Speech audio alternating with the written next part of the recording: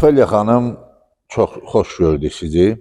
Hoş gördük. Sumqayıtda, Sumqayıtın mədəniyyət mərkəzlərindən biri olan Poeziya evində. Poeziya evindəyik və sizin də ömür yolunuz, taleyiniz ta lap ilkin cavanlıq çağlarınızdan Sumqayıtla bağlı olub.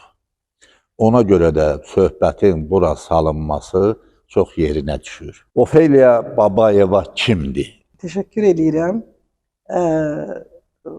Şəhərimizə gəlmisiniz, xoş gəlmisiniz və şəhərimizin ən gözəl güşələrindən biri olan Heydər Əliyev parkında yerləşən, Heydər Əliyev məkanında yerləşən deməli Poeziya evindəyik. Poeziya evi çox maraqlı bir məkandır. Artıq 10 ildən artıqdır fəaliyyət göstərir. Poeziya evinin əslində tarixi çox 40 ildən artıqdır. Bura Əli Kərim adına Poeziya evidir. Amma yəni bu yeni binada təxminən 10 ildən bir qədər artıqdır.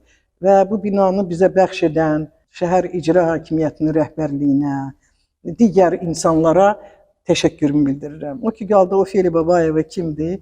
Ofeliya Babayeva Azərbaycan vətəndaşıdır. Elə Sumqayıtda, Abşeronda dünyaya göz açıb.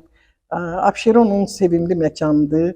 Xəzərin qumlu sahillərini, hərdəm dəlisov küləklərini, hərdəm yağışını, qarını, hamısının elə bil ki, vurğunuyam. Cavan vaxtı, bəlkə də 20 il bundan qabaq bura çəkilişə gəlmişdim.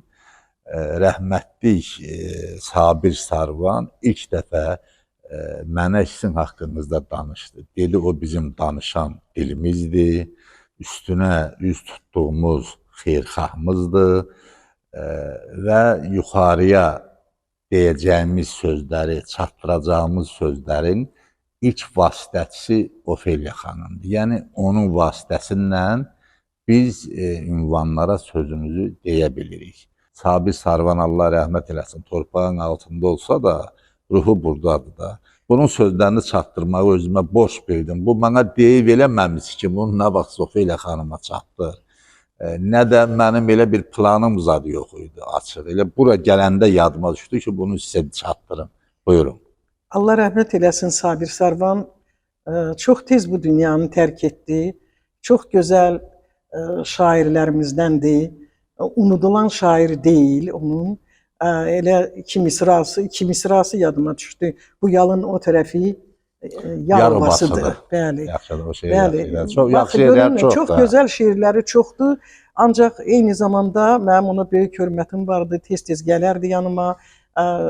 Poeziyadan söhbət edərdik və Sumqayıtda ilk poeziya deməli, daha doğrusu Yazıçılar Birliyinin filialını açdı. Çox çətinliklə açdı və ruhu şad olsun.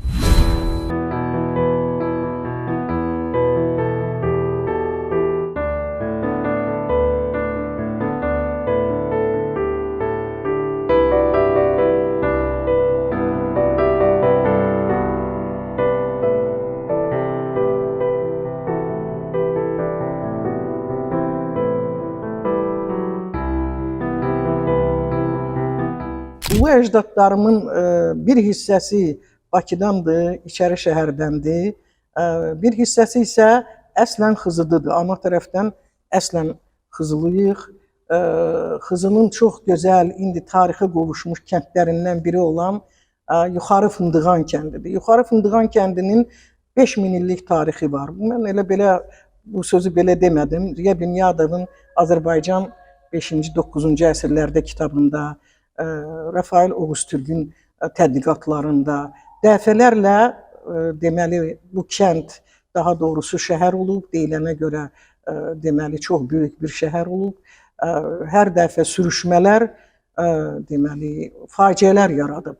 O kəndi sonuncu dəfə 43-cü ildə müharibə başlayanda igid övladları gedəndə sanki bu ayrılığa dözmədi. Sonuncu dəfə və axırıncı dəfə. Bilmirəm bundan sonra nə vaxtsa o yenidən bir də bərpa olunacaqmı, olunmayacaqmı? Ancaq deməli o kənd artıq yoxdur. O kənd Xızır Peyğəmbərin, ümumiyyətlə Xızı bildiyiniz kimi Xızır Peyğəmbərin adı ilə bağlıdır və Xızır Peyğəmbərin səxarəsi var, orada dağı var. Müqəddəs bir yer kimidir. Xıdır Zindəpiri deyirlər. Bəli, Həm də Xıdır Zindəpirinə deməli dinindən sonra hər hansı bir başqa bir şeydən asılı olmayaraq, yəni ora ən müxtəlif insanlar gəlir. Azərbaycanlılar da gəlir, Azərbaycanlıların müxtəlif təriqətlərə bağlı insanları da gəlir. Onlardan ümid istəyirlər və hesab edirəm ki, neçə əsrlərdir gəlirlərsə, deməli, ümid sönməyibsə, İnam var, deməli, inam qalır. İnam var, bəli, inam Elə var. Ofelia xanım yeri gəlmişkən, o ki Fındağandan söhbət elədin, Xızıdan söhbət elədin, Rafael Oğuztürkü xatırladınız. Bəli, polkovnik. Çox polkovnik və araşdırıcı. Araşdırıcı, çox böyük. Xızı ilə bağlı, Oğuz böyük yurdu, araşdırmaları Xızı kitabları var onun. Rafael müəllimin.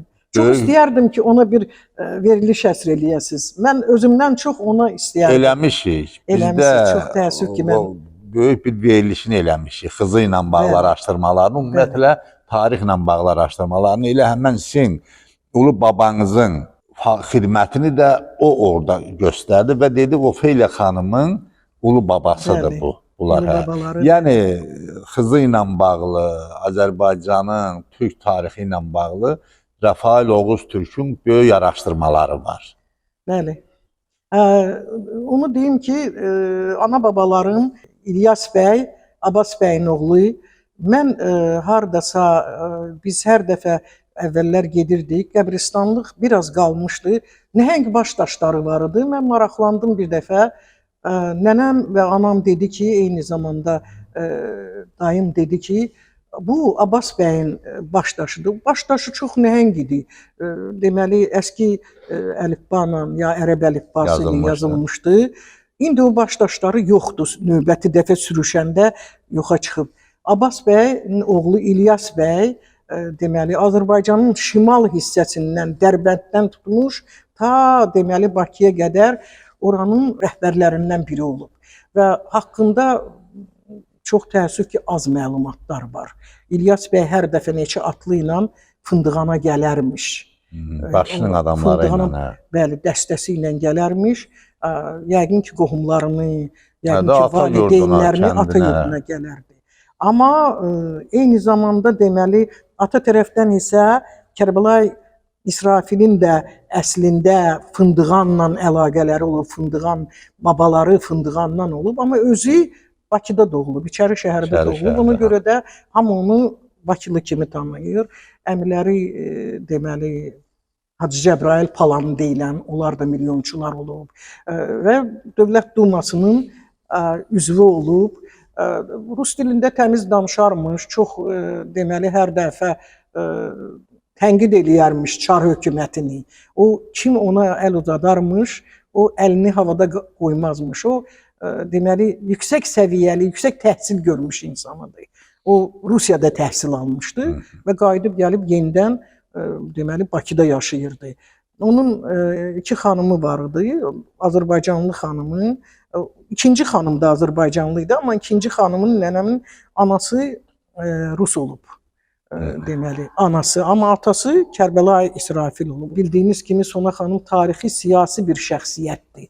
Ona görə ki, 1915-ci ildə 10 minə qədər türk qardaşlarımızı gətirib Narginə tökmüşdülər. Bilmirəm, siz Nargində olmusunuz, yox. Mən sonuncu dəfə Sona xanım haqqında Azərbaycan Kinostudiyası bir film çəkir. Yəqin ki, ümid eləyək ki, film yaxınlarda ekranlara çıxacaq. Onun haqqında mən Nargində oldum və Nargin çox qəribə, dəhşətli. Orada deməli insanlar Narginə düşəndə sağ tərəfdə Azərbaycanlı insanlarımızı qətl etmişdilər. Bu insanlar deyilənə görə bəziləri deyir, Xudadat bəy də orada qətl ediliblər. Bəzi məlumatlara görə Mikail Müşfiq də orada qətl edilib və dənizə buraxılıb. Sol tərəfdə isə Türk əsirləri 10 minə qədər uşaqlar, böyüklər, qadınlar, kişilər. Çox, yenə deyirəm, dəhşətli bir mənzərədir. Sona xanım hər həftə öz deməli köməkçisi, qulluqçusu Tatyana ilə ora gedirmiş və ətrafındakı digər insanlarla. Sona xanımı bir deməli gəmisi ilə gedirdi. Böyük çəlləklərdə su aparırdı, dərman aparırdı. Yeri gəlmişkən deyim ki, Sona xanım Müsəlman Xeyriyyə Cəmiyyətinin sədri olub, qadınların sədri olub və o icazə almışdı deməli rəhbərlərdən ki, o hər həftə gedəcək, onlara su, dərman, çünki mən də müsəlmanam demişdi. Mənim müsəlman qardaşlarım orada susuzluqdan, bugün də su yoxdur Nargində, bugün də su daşıyırlar ora. Və sol tərəfdəki mənim gördüklərim dəhşətə gətirdi məni. Hələ də kəllə sümükləri, qol sümükləri çıxır. Və mən orada olan çox az saylı insanlardan soruşdum ki, orada nədən bunları? Dedi, biz bunları hər ay deməli örtürük üstünü, hər ay. Amma görünür Allah heç cür o cinayətləri bağışlamır. Onlar üzə çıxır. Yenə üzə çıxır. Yenə üzə çıxırlar. Bu insanlar doluxsuna dedilər ki, biz keçən həftə bunları üstünü örtdük. Yağış yağan kimi, özdə selləmə yağışlar yağır orada. Onlar üzə çıxır. Və Sona xanım növbəti dəfə albayları, türk albaylarından bir neçə nəfəri gətirir. Onu Bakı buxtasında digər gəmi gözləyirdi. Çəlləkdə suları boşaldırdılar. Boş çəlləklərə güya dolu çölləkləri qoyurdular. Boş çəlləklərdə bir neçə albayı gətirirdilər. Və deməli, yenə erməni pisliyi üzə çıxır. Günlərin birində sonuncu dəfə gətirəndə bir nəfər albay xahiş edir ki, deyirlər Bakı çox gözəldir. Mən Bakını görmək istəyirəm, xanım əfəndi. Onun sözünü çevirmir. Onu götürür, gətirir, tapşırır ki, qoy biraz baxsın, Bakıya qaytarsın. Erməni pislikləri burada da özünü göstərir. Bilirsiniz ki, Bakıda çoxlu ermənilər var idi o illərdə və həmin türk ermənilərdən birinin dükanına daxil olur. Çünki Sona xanım ona pul vermişdi ki, nə üzvəyin istəyir, al, səni vətənə yola salacağıq. Oradan nəsə almaq istəyir, elə bilir Azərbaycanın, təmiz Azərbaycan dilində erməni görür ki, o türkçə danışır və sən kimsən, dərhal xəbər verir. Sona xanımı 2 aydan artıq, məndə bu qalınlığa o Sona xanımı stilist eləyən insanlar bir təhərlə 2 aydan sonra Sona xanıma cinayət işi açılmır. Amma hər dəfə onu aparıb gətirirdilər. Və ondan sonra Sona xanım daha Narginə buraxmırlar.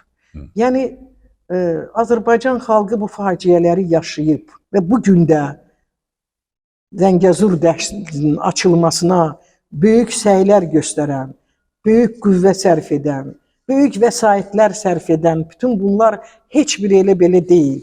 Bu günləri qarış-qarış Qarabağ torpağını tikən, yaradan insanlar mənə elə gəlir ki, elə Sona xanımın ruhu şaddır.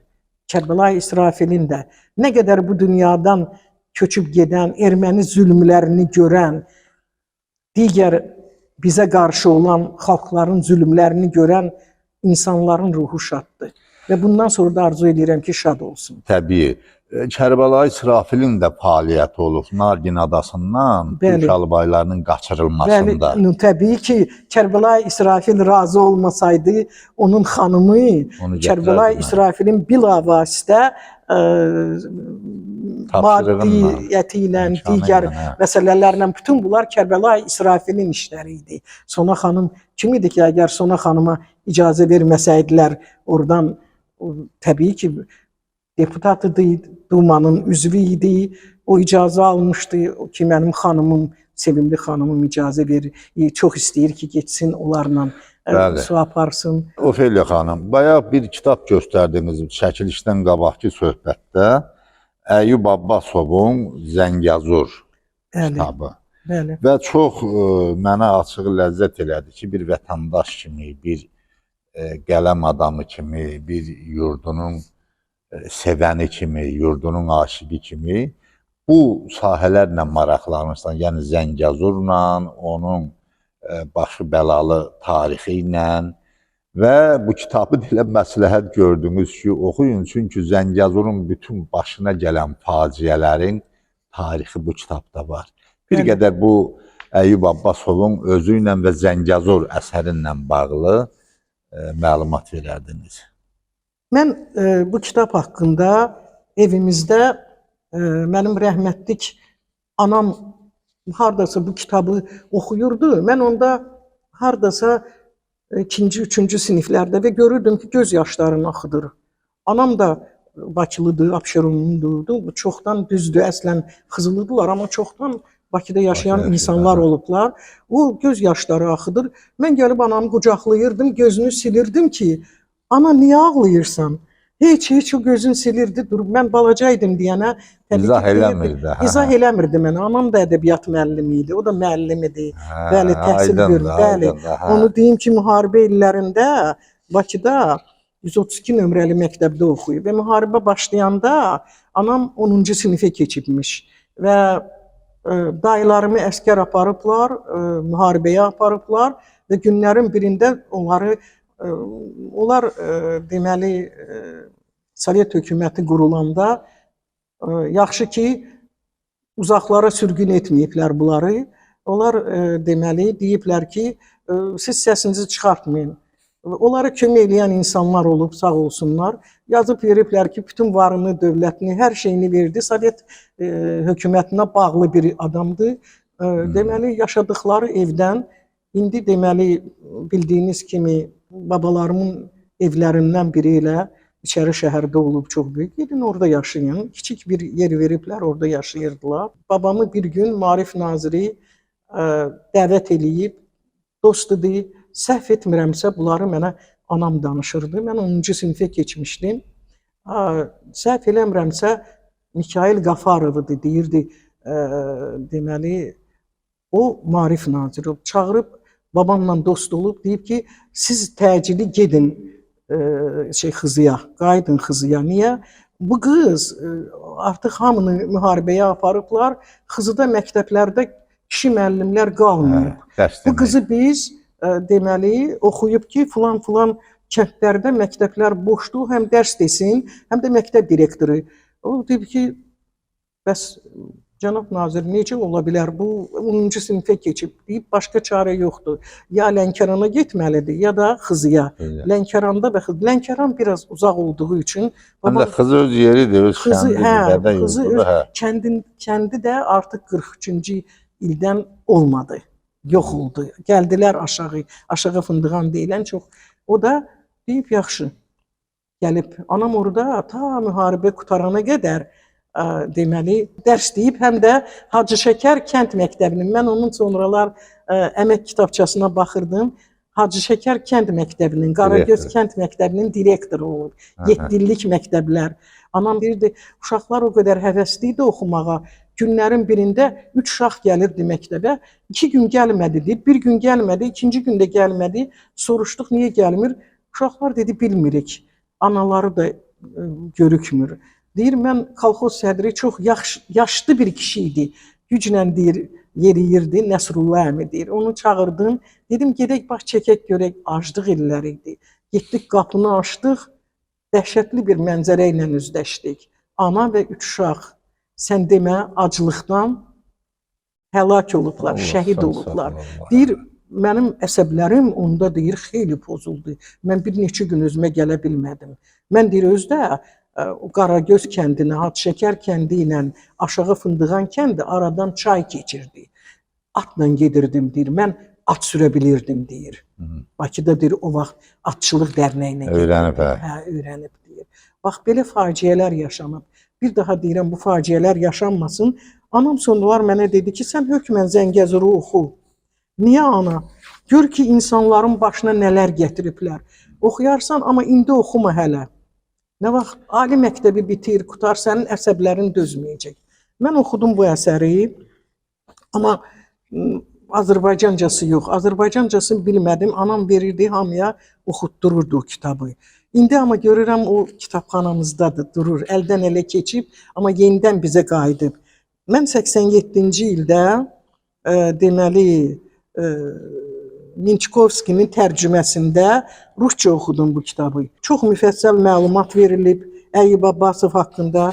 Əyyub Abbasov deməli Şəkidə anadan olub, yəni Zəngəzurun Şəki kəndində. Şəki çox böyük, gözəl bir kənd olub. Yeri gəlmişkən Barat Şəkinskayada bizim gözəl aktrisamız da, bəli, çoxları elə bilir ki, Şəkidəndir, bizim Şəki gözəl Şəkimizdən. Amma bizim gözəl Şəki kəndindəndir. Sonra valideynləri vəfat etdiyi üçün Naxçıvanda qohumları olub. Naxçıvana gəlib, Naxçıvanda orta məktəbi bitirib, sonra Naxçıvanda kollecə, indi o vaxt texnikum deyirdilər, daxil olub, bir müddət müəllim işləyib Naxçıvanda. Amma bu yetim uşaq və eyni zamanda istedadlı uşaq axıra qədər gedib. Bakıya gəlib, Bakıda pedaqoji institutu bitirib, yenidən Naxçıvana qayıdıb. Naxçıvanda çox yüksək vəzifələrdə işləyib, maarif müdiri işləyib, məktəb direktoru işləyib və yenidən sonralar Bakıya dönüb.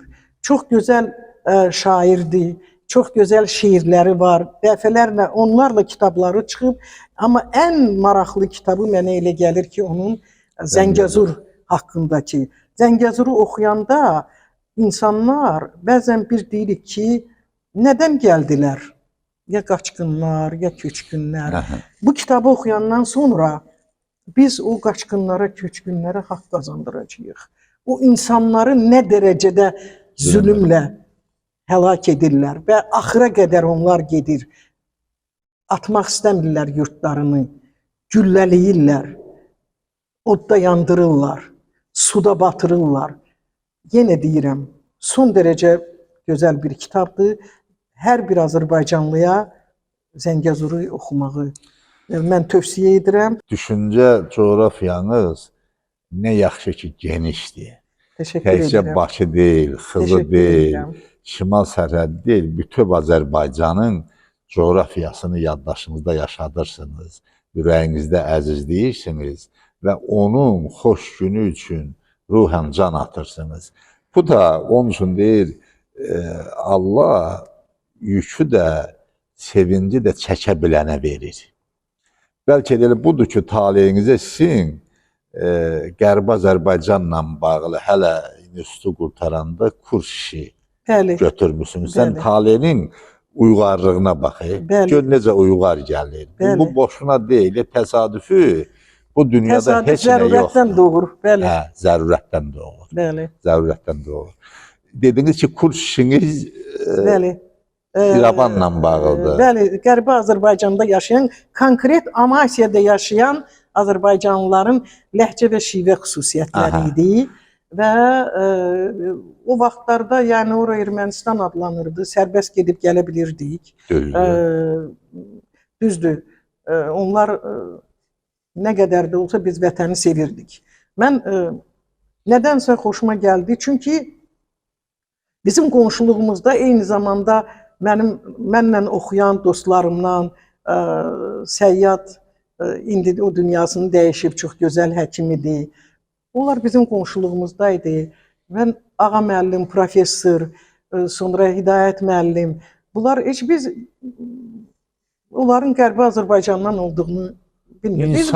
Biz Azərbaycanlıydıq. Bizim üçün heç bir fərqi yox idi. Onlar, mən dedim ki, kurs işim var Qərbi Azərbaycanda yaşayan. Dedi ki, hansı Amasiyada yaşayan. Amasiya dedi ki, onların deməli ana ataları sağdır. Salatın ana. Yadınızda qalıb maşallah. Bəli, yadımda qalıb, bəli. Salatın ana və həyat yoldaşı. Hər gün gedirdim onlara. Onlar mənim üçün nə qədər onlar deməli İstiqamət abırlı verirdik. insanlar, nə qədər utancaq adamlar. Bir o vaxt maqnitofon var idi. Maqnitofonu aparırdıq, oradan deməli Səslər. səsi yazırdıq, əllə yazırdım. Sonralar mən deməli Amaysiyaya getdim. İndi də yadımda qalıb və kurs işindən mən əla qiymət aldım. Getdim orada Mağaracıq, Güllübulaq, digər kəndləri ziyarət etdik və bəzi sözlər də yadımda qalıb. Məsələn, çayı keçmək üçün addamac daşları Addamac. düzən, onlara addamac daşı deyirlər. Addamac Amma Bakıda, yəni Bakıda çay yoxdur, Ona görə o da yoxdur. addamac da yoxdur. Əla. Sonra biz məsələn Çalağayı deyirik. Azərbaycanın bəzi yerlərində səhv eləmirəmsə elə qərb tərəfdə Şamaxı deyirlər Çalağayıya. Fikirləşirdim ki, nədən Şamaxı? Çünki daha çox Şamaxıda, İsmayıllıda Onlar toxunurdu, hazırlanırdı və Şəkidə. Onu deməli, Və Şəkidə. Bəli, və Şəki təbii ki, çox məşhurdur özünün Çalağayıları ilə. Deməli, onlar bu Çalağayını başa bağlayırdılar və üstündən deməli belə bir dingə deyirlər. Bakılılar dingə deyirdilər, belə bəzi yerlərdə ləçək deyirlər. Onlar korxama deyirdilər. Təmiz türk tayfaları idi, tərtəmiz. Və bu insanlar o qədər mehriban idi, o qədər bu adamlar insanpərvər idi. Sonralar 1988-ci ildə o mənfur qonşuların bizə qarşı edilən o ədalətsiz hərəkətlərindən sonra bura deməli Sumqayıta da onlar gəldilər və onlar çox mədəni, çox sakit. Hər kəs, mən o vaxtları təhsil şöbəsində işləyirdim və təhsil şöbəsində növbəyə dururdular onlarla, yüzlərlə. Mən 760, bəlkə də 780-ə qədər insanları, məsələn, onları müəllim təyin etdik, onları direktor müavini məktəblərdə, bəli, hətta deməli, bəzilərini təsərrüfat işləri müdürü təyin elədik. Çox gözəl şair, eyni zamanda gözəl ədəbiyyat müəllimi idi. Sonralar mən direktor olduğum məktəbə göndərdim onu, 11 nömrəli məktəbə. Aftamdil Ağbaba gözəl şairdir.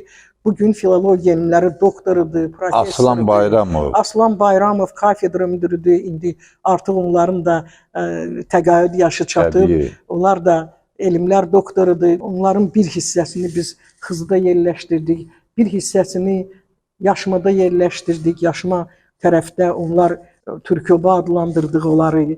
Türkobası. İndi orada böyük bir yaşayış massivi var. Bizim özümüzün də, yəni Azərbaycanın da vəziyyəti o qədər yaxşı deyildi. Bildiyimiz kimi esirir, dağılırdı. Amma buna baxmayaraq 2-3 nəfər mən xahiş edirdim məktəb direktorlarından otursunlar. Onlar üçün olan məktəblərə, məsələn Türkobada məktəb açdıq. Partalar, digər ləvazimatlar. Köməkli olsun. Bəli, köməkli. Bir hissəsini isə o vaxtları biz yazdıq Həmkarlar Təşkilatına və sağ olsunlar səsimizə səs verdi ölkə rəhbərliyi. O vaxt oradan gələn adamları hamısı stres içində idi. Onları bax bu Sumqayıt deməli indi elektrik qatarının vağzalında o vaxt Bakı-Moskva gedirdi. Oradan deməli qatarlarla Soçiyə, Anapaya, digər yerlərə hərəsi bir aylıq ailəsi ilə birlikdə bəlkə 1000 nəfərə yaxın adamı bax bu şəhərdən biz ora göndərdik. Çox sağ olun Ofelia xanım. İctimai xadimsiniz, Sumqayıtın ictimai həyatında yaxından iştirak eləmisiniz. Təhsil sisteminə uzun müddət rəhbərlik eləmisiniz. Bu cür xeyirxahlıqlarınız olub. Açığı, yaxşı da səsdə, pis səsdə bu illa da jurnalist tayfası ola tez çatır. İnformasiya çox tez çatır. Bəli.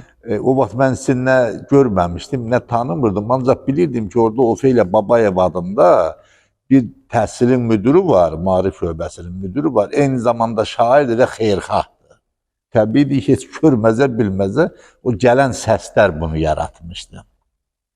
İctimai xadim kimi fəaliyyətiniz necə oldu bu xəttə düşdünüz, bu yola düşdünüz və yəqin bununla bir yerdə bərabər təbiidir ki, ürəyin alt qatında, könlün alt qatında söz də, şeir də cücərirdi. Onu deyim ki, mən ictimai xadim, yaxud mən özümü həmişə pedaqoq hiss eləmişəm. Daxilən də, xaricən də istəmişəm elə pedaqoq olum. Uşaqlarla işləmək, insanlarla işləmək mənim üçün çox böyük xoşbəxtlikdir. Elm öyrətmək. Mən uşaqları sevirəm. Çünki ona görə ki, bugün onların o qədər pakdır uşaqlar ki, hətta dəcəlləri də, hətta onların dəxli yoxdur. Uşaq dəcəl olar da, sakiti də, hər birini öz övladım kimi görmüşəm. Hiss etməmişəm ki, bu hansısa evdən gəlir. Yəqin ki, indi mənə baxan uşaqlar artıq mən təxminən 10 ilə yaxındır təqaüddəyəm. Buna baxmayaraq yenə mən hər gedəndə, hər hansı bir küçədə, hər hansı bir mədəniyyət mərkəzində, dünən məsələn mən xanım dostlarımdan biri ilə asan xidmətdə oturmuşduq. İkinci mərtəbədə çox gözəl bir asan xidmət var. Sumqayıtda 2 asan xidmət var. Biri dəniz kənarındadır, çox oturmuşduq. Və bu asan xidmət də yeri gəlmişkən onu deyim ki, elə bizim cənab prezidentimizin böyük deməli o təfəkkürünün nəticəsidir. Orada oturub çay içirdik. Oradan mənə elə gəlir ki, dünyanın ən gözəl mənzərəsi açılır Xəzərə. Və Xəzər yarım qövs şəklində oradan görükür. Və gördüm deməli 2 hərbi geyimdə, daha doğrusu polis geyimində gəldilər. Onlar əslində papağını çıxartmamalıdırlar o hərbi qayda qanununa görə. Amma müəllimin qarşısında onlar əyildilər, müəllim gəldilər, əlimdən öpdülər və mən dedim ki, papağı qoy başına, birdən kənardan baxan olar, siz papağınızı çıxartmamalısınız. Siz mənim şagirdlərimsiniz, şagirdim olmusunuz. Uşaqların bir deyimi çox xoşuma gəldi. Siz bütün Sumqayıtın müəllimisiniz. Nə gözəl. Qazanmısınız bunu müəllim. Bəli, mən çox sevindim. Yəni bundan böyük mükafat mən hiss etmirəm. O ki, qaldı şeir yazmağa. Mənim Sima nənəm, ümumiyyətlə mən sizə deyim ki, bunlar genlə keçənlərdir. Çoxdan yazdığım təklik motivləri. Fiziki cəhətdən tək deyiləm. Amma insan mənəvi cəhətdən həmişə təkdir. Deyil. Çünki bilirsən ki, bu dünyaya tək gəlmirsən, nə vaxtsa bu fani dünyanı tərk edəcəksən. Onda da tək olacaq. Ən böyük məsələ isə ömrün uzunluğunu niyə istəyir insanlar? Ona görə istəyir ki, onu sevənləri məyus etməsin. Çünki bizi bu dünyada sevənlər var. Biz gedəndən sonra çox məyus olacaqlar. Maraqlı duyumdur. Onu istəmirik. Ona görə də. Və təklik motivləri şeirini oxuyuram. Allaha şükür bir xeyli nəvələrim var, övladlarım var. Məni sevən insanlar var, sizlər varsınız. Bəlkə də bu ata həsrətidir. Bəlkə o təklik. Mən ata haqqında təsəvvürüm demək olar ki, çox azdır.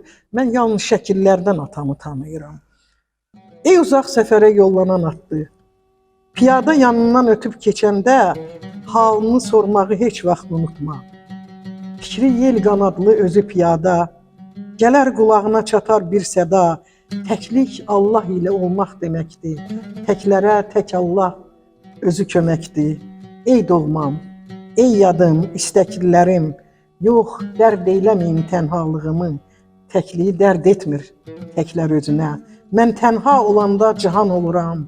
Ülvi arzularım, xəyallarımla elə bil dof dolu ümman oluram. Adamlar içində hər vaxt tənhayam. Mənim öz aləmim özümə dayaq, kövrək ürəyimə bir sarı yarpaq, xəzəllər altından axan bir irmaq, qəm qarışıq, qüssəli sevinç gətirir. Sonra bu sevinci çox görüb mənə küləklər yoldaca salıb itirir. Yox, nə Məlik Məmməd, nə də Daşdəmir, gərəyim deyildi bugündən belə. Ömrümə yazılan tənhalığımı bircə anını da vermərəm yelə. Mən tənha olanda çiçək oluram, bir açı ağlağam, bir açı qəmli, payız yarpağı tək kövrək oluram. Tənha anlarımda nədənsə hər vaxt olub keçənləri yuxu bilirəm. Sonra yuxuları yozub bir təhər, ilahi ömrümü yaşamaq üçün, bu ömrün yükünü daşımaq üçün eləcə piyada çıxıram yola. Gəlib qulağıma çatır bir səda. Təklik Allah ilə olmaq deməkdir. Təklərə tək Allah özü köməkdir. Təklərə də, cütlərə də, milyonlara da Allah kömək olsun. Hərə öz ömrünü çox vətənə sədaqətlə başa vursun. İnsanları sevsin. Sevgi bizi yaşadacaq. Sevgisiz ömür bir ömür deyil.